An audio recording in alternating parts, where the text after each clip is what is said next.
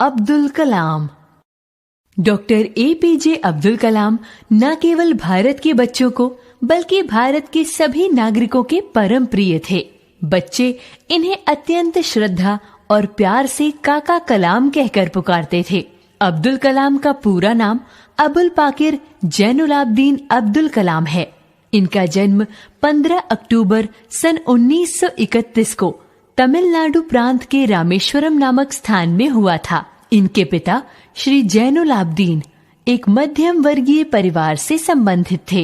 कलाम ने अपने पिता से ईमानदारी और अनुशासन विरासत में प्राप्त किए, तो अपनी माता से ईश्वर में आस्था तथा करुणा का उपहार प्राप्त किया। इन्होंने अपनी आरंभिक शिक्षा रामेश्वरम के प्राथमिक विद्यालय में ही पूरी की और अपनी लगन और परिश्रम से उत्तरोत्तर सफलता प्राप्त की। सन 1954 में सेंट जोसेफ कॉलेज तिरुचिरापल्ली से इन्होंने BSc की परीक्षा उत्तीर्ण की। फिर Madras institute of technology Chennai से इंजीनियरिंग की परीक्षा उत्तीर्ण करने के बाद सन 1958 में एरोनॉटिकल वैमानिकी इंजीनियरिंग में विशेष दक्षता हासिल की। पढ़ाई खत्म होने के बाद जब अब्दुल कलाम ने करियर की शुरुआत की तो अत्यधिक असमंजस में फंस गए, क्योंकि वैमानिकी के छात्रों की यूरोप और अमेरिका में काफी मांग थी और पैसा भी इतना मिलता था जिसकी हिंदुस्तान के सामान्य के लोग कल्पना भी नहीं कर सकते थे। अब्दुल कलाम ने इस विषय में अपनी रचना माय जर्नी में लिखा है, जीवन के वे दिन काफी कसमसाहट भरे थे। एक तरफ विदेशों में शानदार करियर था तो दूसरी तरफ देश सेवा का आदर्श। बचपन के सपने को सच करने का अवसर चुनना कठिन था कि आदर्शों की ओर चला जाए या मालामाल होने के अवसर को गले लगाया जाए।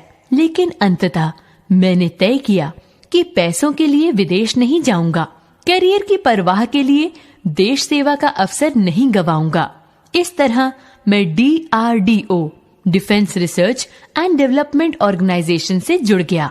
यहाँ उन्होंने डॉक्टर RS वर्धमान के निर्देशन में सुपरसोनिक टारगेट एयरक्राफ्ट को बनाने का कार्यभार संभाला। इस क्षेत्र में उन्होंने नई नई तकनीकों की खोज की। बाद में कुछ समय एरोनॉटिकल डेवलपमेंट एजेंसी बेंगलोर में कार्य किया। यहाँ वैमानिकी विकास प्रतिष्ठान ADA में स्वदेशी होवरक्राफ्ट का डिजाइन करने का काम दिया गया। उनकी टीम द्वारा विकसित होवरक्राफ्ट को नंदी नाम दिया गया। इसके सफल प्रयोग ने और अधिक शक्तिशाली विमान तैयार करने की प्रेरणा दी। सन 1962 से 1983 के बीच इन्होंने भारतीय अंतरिक्ष अनुसंधान संगठन ISRO के विभिन्न पदों पर रहते हुए तमाम प्रक्षेपास्त्र प्रणालियों पर काम किया। सन 1980 में रोहिणी नामक उपग्रह को सफलतापूर्वक कक्ष में छोड़ा गया। इस सफलता के लिए उन्हें 25 जनवरी सन 1981 को पद्म भूषण से अलंकृत किया गया। सन 1982 में integrated guided missile development programme IGMDP का कार्यभार संभाला। फिर इन्होंने छोटे, बड़े, मध्यम यानी अनेक प्रकार की मिसाइलों और प्रक्षेपास्त्रों का विकास किया।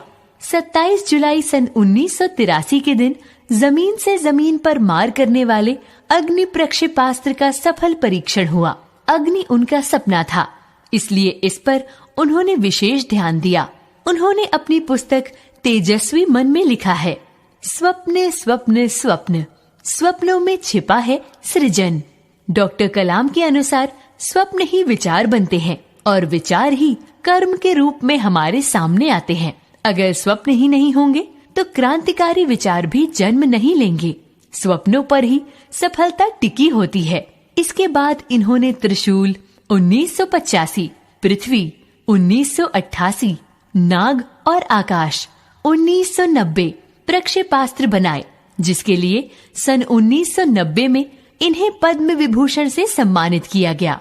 25 नवंबर सन 1997 को उन्हें भारत रत्न की उपाधि से सम्मानित किया गया।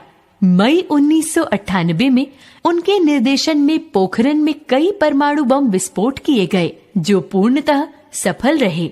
इस घटना के बाद वे भारत के परमाणु अस्त्र और प्रक्षेपास्त्र चालन व्यवस्था के जनक के रूप में विख्यात हो गए और मिसाइल मैन नाम से प्रसिद्ध हो गए। अब्दुल कलाम 18 जुलाई सन 2002 को भारत के 11वें राष्ट्रपति बने। इन्होंने अपने भाषण में कहा, हमें ऐसी दूरदर्शिता चाहिए, एक ऐसी दूसरी दृष्टि जिससे हमारा देश भारत आगामी 2020 ईस्वी तक विकसित वैज्ञानिक देश में परिवर्तित हो जाए। डॉक्टर कलाम सादा जीवन उच्च विचार में विश्वास रखते थे। मातृभाषा तमिल में कविता करना और समय मिलने पर रुद्रवीणा का वादन करना इनका शौक था।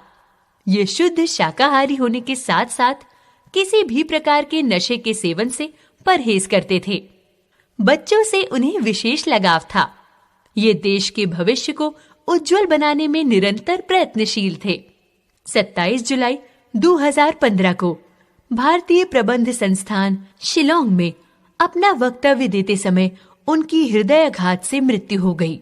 मृत्यु के बाद भी डॉक्टर कलाम हमेशा हमारे दिलों में बसे रहेंगे।